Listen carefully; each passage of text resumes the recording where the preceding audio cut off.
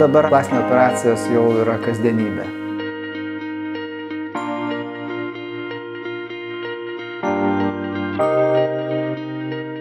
Pas mus atvyksta moteris, virš 50%, kurios iš viso neturi krūtų.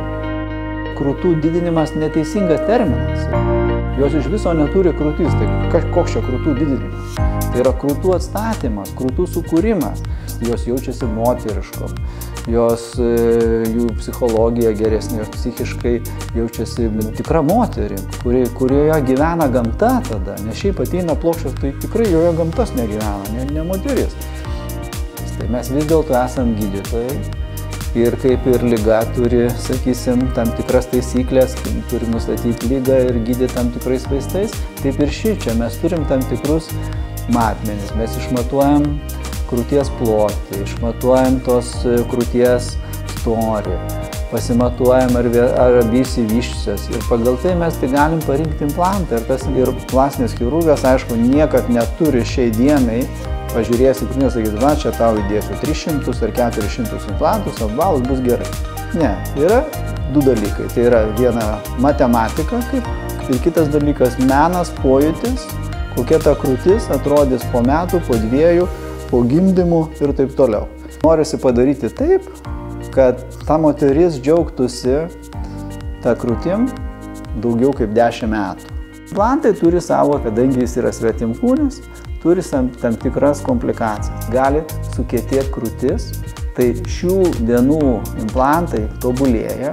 Ir sakysim, jeigu prieš 40 metų buvo 20%, tai dabar 2% to kontraktūrų. Kaip ją sumažinti, tai mes viską darom operacijos metu. Tai mes skiriam antibiotikus, implantus impregnuojam antiseptiniais tirpalais. Pačią ložę išplaunam antibiotiką. Tai va šituos dalykus mes darom ir tada sumažinam maždaug iki 2%.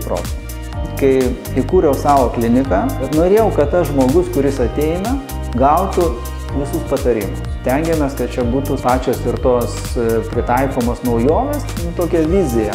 Turime, kad tas žmogus atėjęs gautų visą čia, ką reikia su savo kūno estetika surišta.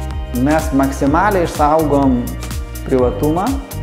Aš, kai dariau šitą kliniką, žinojau, kad žmonės nemėgsta susitikti, nori būti nematomi. Tai specialiai pas mus klinikoje yra 3 laukiamieji. Patys pacientai kitą kartą savo elgesiu padaro, kad jie būtų žinomi.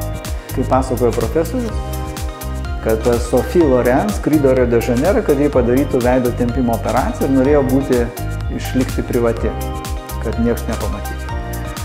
Bet jinai atskrido į Rio de Janeiro, kur buvo 40 laipsnių karštis, apsirengus visą juodai ir su didžiausia juoda skrybėle. Užkart ją pastebėjo žurnalistai dar aerouoste ir visi žinojo Rio de Janeiro. Taip ir pas mus.